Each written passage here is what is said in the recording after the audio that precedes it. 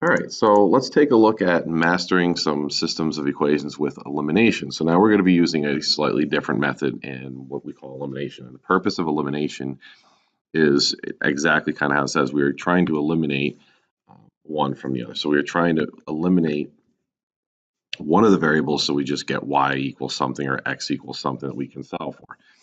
So if you take a look, there's two ways to do this. Really, we can multiply to match up the x's or the y's. Try not to do both. Sometimes it happens, but we'll get into that. But so we're going to try to match this up. So I can either multiply this bottom equation by 3 to get to 15, or I can multiply this bottom equation by 9 to get the 9 to match. So what I'm going to do first is I'm going to, just for the sake of it's on the left and it's the first one I saw, I'm just going to multiply this by 3 or triple this equation, just kind of like in the pizza problem, we just have 3 orders of it. So if I have 3 orders of this, I have negative 15x minus 3y equals, and 17 times 3 is 51. And then negative 15x plus 9y equals 27. So notice I really didn't have to do anything to this top equation. Now, here's where a trick comes in, because we match these up, we want to eliminate them. The way to eliminate them is, just remember, if the signs are the same, you subtract. So if you can remember this, the signs are the same of the ones we are trying to eliminate, so we are going to subtract. And we subtract negative 15 minus 15, you get 0 x's, or nothing. So they eliminate. And 9 minus negative 3 gives me 12y. 27 minus 51 is negative 24.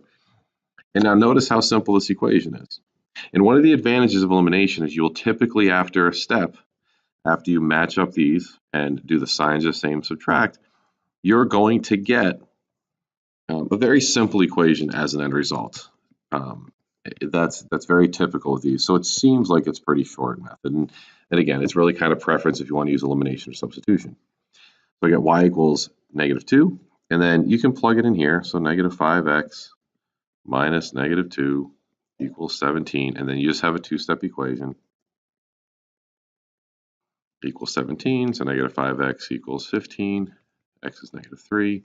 And just like before, our solution is going to be negative 3, comma, negative 2. It's always going to be the point at which they intersect.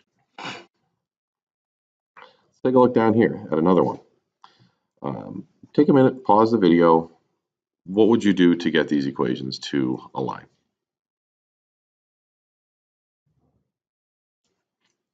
Hopefully, you were looking at how easy it is to get these two to line up. Now, could we multiply the top by 4 and the bottom by 7 to get both of these to be 28? Absolutely. But I'm going to do a little less work and just multiply this bottom equation, or double this bottom equation, to get these 8s to match up. So the top equation stays the same. The bottom equation doubles.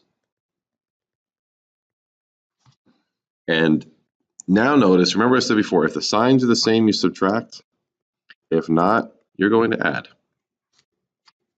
So are the signs the same of these? They're not. So I will just add these equations top to bottom. Negative 7 plus 8 is 1x. These eliminate. Negative 23 plus 24 is 1. And again, boom, x is equal to 1. Pretty simple. And I get 4 times 1. I'm just going to substitute this back in here. Plus 4y equals 12. And when I solve this, 4y is 4, or so 8, and y is equal to 2. So we have 1 comma 2 for our solution. Let's try one more. What could you do to match these up? Pause the video. What would you do to match these up?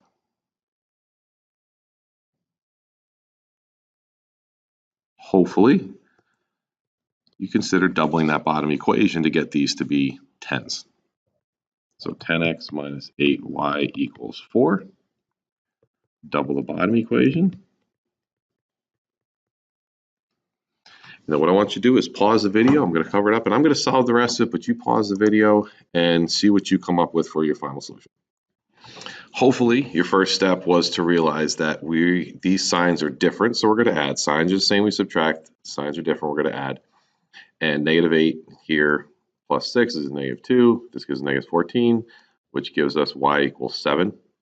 What I did from there once I get the y equals 7, I substitute it back into this equation, get my 21, got x by itself. 6, 7 is your solution. So good luck. Let me know if you have any questions. Thank you.